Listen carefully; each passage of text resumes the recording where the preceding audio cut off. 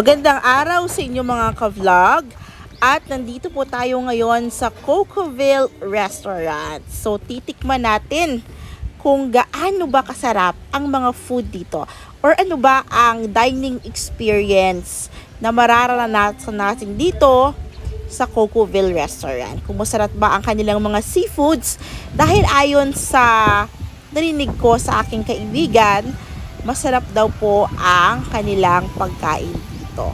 So, pero bago muna yan, na-notice ko dito na, ay nako, may mga plants pala sila dito. Tulad nitong nakikita ninyo sa video na isang giant putos dahil malapad yung dahon, variegated. Combination ng yellow and green yung color ng putos. At napakaganda nitong tingnan. So, maliban dyan, nauna na actually yung mga kaibigan ko. Naghanap sila dyan ng lamesa na pwede naming kainan. So, yung mga nakikita ninyo dyan sa kaliwa na nakaupo doon sa bandang dulo, yan yung mga friends ko at they are actually taking orders na nagbibigay na sila ng kanila mga orders. While ako, nandito, nagvo-vlog dahil gusto kong ipakita kung ano yung place dito. And, kung titingnan natin, yung punong is actually, that's punong. We call this place a punong in Hiligaynon o isang palaisdaan.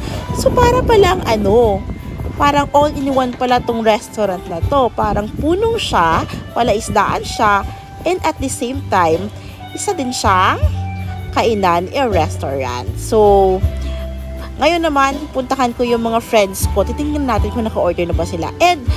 Pero bago muna ako dyan, tingnan niyo yung nakikita ko guys. Ito ay fresh na buko. And bigla akong nag-crave ng buko juice and buko shake.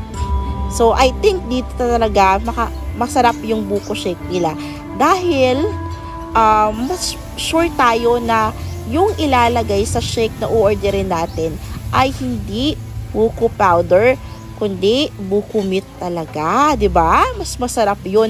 At kapag may buko juice talaga, fresh talaga 'yan kasi kakukuha lang sa puno. And again, my gosh, nakita ko na naman ulit itong mga plants. Plantita activated. So ayan, nakikita ko yung sensation. My gosh, one of my favorite plants ko pa naman ang sensation.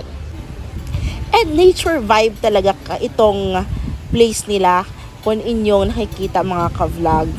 Nature feels talaga yung mararamdaman mo na maraming niyog, maraming mga tanim, yung hangin dito very sariwa, very fresh, talagang probinsyang-probinsya.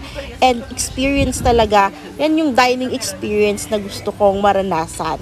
Na parang with nature ako. And this is their menu na masasarap.